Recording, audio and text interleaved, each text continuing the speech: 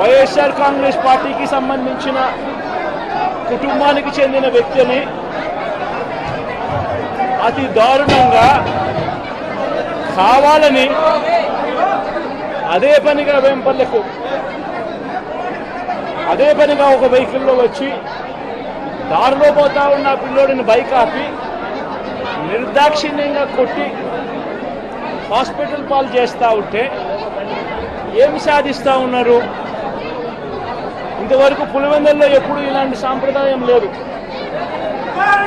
ఎన్నో ఎన్నికల్లో చేశాం, ఎప్పుడు పులివెందుల్లో ఇలాంటి సాంప్రదాయం లేదు. ఎన్నికలు అయిపోయిన తర్వాత ఓటు వేయని వారిని కొట్టే కార్యక్రమం ఎప్పుడు జరగల. రాష్ట్ర వ్యాప్తంగా కూడా ఒక భయాందోళన వాతావరణం క్రియేట్ చేయడం కోసం అని రాష్ట్ర వ్యాప్తంగా ఇదే చేయిస్తూ ఉన్నారు దగ్గరుండి. ఏం సాధిస్తారు దీనివల్ల? మీరు వేసే ఈ బీజం చేసే ఈ చెడు సాంప్రదాయం రేపొద్దున మళ్ళీ తెలుగుదేశం పార్టీ కార్యకర్తలకి చుట్టుకుంటుంది. చంద్రబాబు నాయుడు అనుకుంటా ఉన్నాడు తానేదో ఈ మాదిరిగా చేసి భయాందోళన క్రియేట్ చేసి వైఎస్ఆర్ కాంగ్రెస్ పార్టీకి ఓటు వేసిన వాళ్ళని కొట్టడం వల్ల ఒక తెలియని ఆనందం తనలో ఏదో పొందాలని చెప్పి అనుకుంటా ఉన్నాడు. రాష్ట్ర వ్యాప్తంగా ఒక భయాన్ని క్రియేట్ చేయాలని ప్రయత్నం చేస్తూ ఉన్నాడు. కానీ నేను చంద్రబాబు నాయుడు గారికి మరొక్కసారి కూడా చెప్తా ఉన్నా, ఒక చెడు సాంప్రదాయానికి నాంది పలుకుతా ఉన్నారు. దయచేసి ఆపండి. ఆపకపోతే మాత్రం ఎల్లకాలం మీరే అధికారంలో ఉండరు. అధికారం మారిన రోజున ప్రజలు చంద్రబాబు నాయుడు గారు చేస్తూ ఉన్న ఈ అన్యాయాలను చూసి శిశుపాలని పాపాలు పండినట్టుగా ఆ పాపాలు చాలా వేగంగా పండుతూ ఉన్నాయి. అధికారం మారిన రోజున తాను చేస్తూ ఉన్న ఈ చెడు సాంప్రదాయం తనకే చుట్టుకుంటుంది. ఈరోజు దెబ్బలు తగిలినా దెబ్బలు తిన్నా ప్రతి ఒక్కరూ కూడా రేపొద్దున ఇదే మళ్ళీ అటువైపున చేసేదానికి మీరంతటి మీరే బీజం వేస్తూ ఉన్నారు. ఇది సరైన పద్ధతి కాదు. నాయకులుగా ఉన్న మనలాంటి వాళ్ళని ఇలాంటివి ప్రోత్సహించాల్సిన పని ఎప్పుడు రాకూడదు, జరగకూడదు. దయచేసి చంద్రబాబు నాయుడు గారికి ఇప్పటికైనా చెప్తా ఉన్నా, చంద్రబాబు నాయుడు గారిని హెచ్చరిస్తూ ఉన్నాను, మరొక్కసారి మళ్ళీ హెచ్చరిస్తూ ఉన్నాను. ఇది కరెక్ట్ సాంప్రదాయం కాదు, దయచేసి దీన్ని ఆపమని చెప్పి. నిజంగానే మీరు కూడా వెళ్ళి ఒకసారి చూడండి. ఒకసారి ఏం పాపం చేశాడు నా పిల్లల్ని, ఎందుకు కొట్టారు, ఏం పాపం చేశాడని కొట్టాడు. ఒకసారి హాస్పిటల్లో కూడా ఒకసారి చూడండి. ఒకసారి 90 మంది పిల్లలు ఇక్కడ జాయిన్ అయ్యారు. మధ్యాహ్న భోజనం పథకం సరిగ్గా జరగడం లేదు. పిల్లలకు కనీసం బ్యాగుల సప్లై కూడా సరిగ్గా జరగడం లేదు. ఇచ్చేటోడు ఎవడు ఇవ్వడం లేదు సరిగ్గా ఏది వ్యవస్థ అనేది ఏది సరిగ్గా జరగడం లేదు. వ్యవస్థను గాడిలో పెట్టండి. మీరు ప్రజలు మిమ్మల్ని ఏదైతే ఓటు వేశారో ఒక కారణం చేత మీరు ప్రజలు 10% మంది ఓట్లు, మాకు రావాల్సిన 10% మంది ఓట్లు మీకు వైపు డ్రిఫ్ట్ అయ్యాయి అని అంటే కేవలం మీరు చేసిన మోసపూరిత వాగ్దానాల వల్ల డ్రిఫ్ట్ అయ్యాయి. ప్రజలు మీ దగ్గర నుంచి ఎక్స్పెక్ట్ చేస్తూ ఉన్నారు. రైతులు అల్లాడిపోతూ ఉన్నారు, రైతు భరోసా అందక. పిల్లలు అల్లాడిపోతూ ఉన్నారు, పిల్లలు బడులు స్టార్ట్ అయ్యాయి. కానీ తల్లులకు అమ్మఒడి కార్యక్రమం ద్వారా వస్తూ ఉన్నది రావడం లేదు. తల్లులు ఎదురుగా ఆశగా ఎదురు చూస్తూ ఉన్నారు. వాళ్ళని చూసుకోండి. అక్క చెల్లెమ్మలకి ఇస్తామన్నారు నెల 1500 రూపాయలు, అది ఇచ్చే కార్యక్రమం చూసుకోండి. ఇంటింటికి ఉద్యోగం అన్నారు, ఉద్యోగం ఇవ్వకపోతే 3000 రూపాయలు ప్రతి ఇంటికి నిరుద్యోగ వృత్తి అన్నారు. ఆ పిల్లలందరూ ఎదురు చూస్తూ ఉన్నారు, మీరు ఎప్పుడెప్పుడు ఇస్తారు 3000 రూపాయలు నిరుద్యోగ వృత్తి అని. అది చూసుకోండి. ఇటువంటి ఏవి కూడా మంచి కార్యక్రమాలు ఏవి కూడా చేయకుండా రాష్ట్ర వ్యాప్తంగా భయాందోళన మాత్రమే క్రియేట్ చేసే దుర్బుద్ధిని చేసే దుశ్చర్యను ఆపండి అని మరొక్కసారి హెచ్చరిస్తూ చెప్తా ఉన్నాం. శిశుపాలను పాపాలు పండినట్టుగా వేగంగా జరుగుతూ ఉన్నాయి. తన పాపాలు పండడం అన్నది కూడా తను మర్చిపోదని సందర్భంగా మరొక్కసారి చెప్తా ఉన్నాం.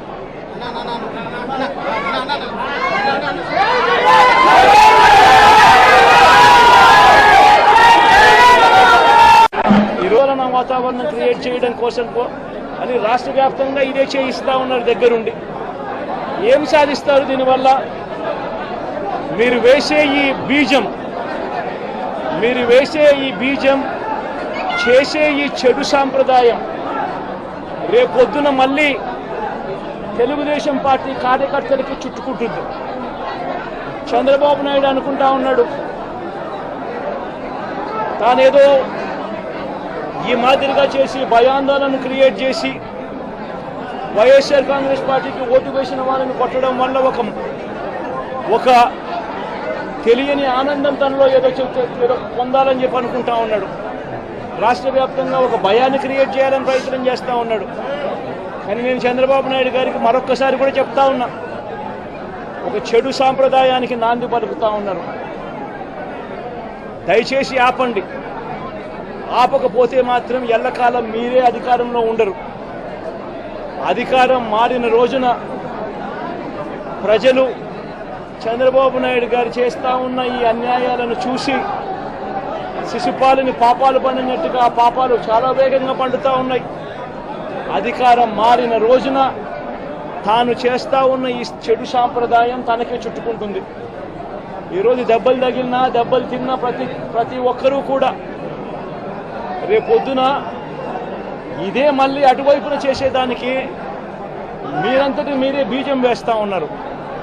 ఇది సరైన పద్ధతి కాదు. నాయకులుగా ఉన్న మనలాంటి వాళ్ళని ఇలాంటివి ప్రోత్సహించాల్సిన పని ఎప్పుడు రాకూడదు, జరగకూడదు. దయచేసి చంద్రబాబు నాయుడు గారికి ఇప్పటికైనా చెప్తా ఉన్నా, చంద్రబాబు నాయుడు గారిని హెచ్చరిస్తూ ఉన్నాను, మరొక్కసారి మళ్ళీ హెచ్చరిస్తూ ఉన్నాను. ఇది కరెక్ట్ సాంప్రదాయం కాదు, దయచేసి దీన్ని ఆపమని చెప్పి. నిజంగానే మీరు కూడా వెళ్ళి ఒకసారి చూడండి. ఒకసారి ఏం పాపం చేశాడు నా పిల్లల్ని, ఎందుకు కొట్టారు, ఏం పాపం చేశాడని కొట్టాడు. ఒకసారి హాస్పిటల్లో కూడా ఒకసారి చూడండి. ఒకసారి 90 మంది పిల్లలు ఇక్కడ జాయిన్ అయ్యారు. మధ్యాహ్న భోజనం పథకం సరిగ్గా జరగడం లేదు. పిల్లలకు కనీసం బ్యాగుల సప్లై కూడా సరిగ్గా జరగడం లేదు.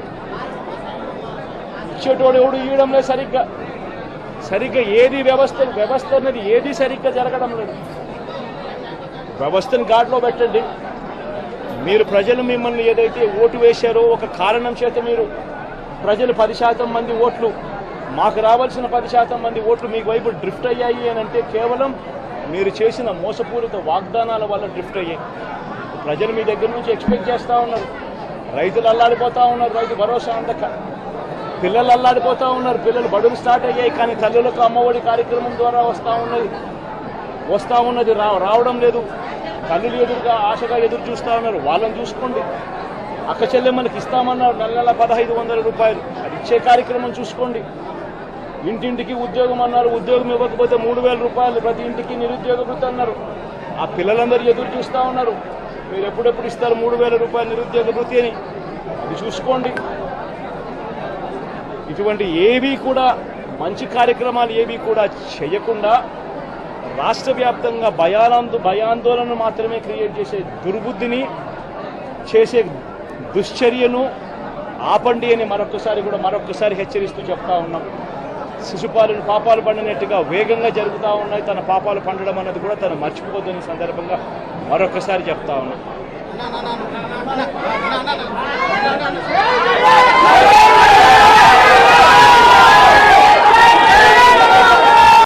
ఈరోజు హాస్పిటల్లో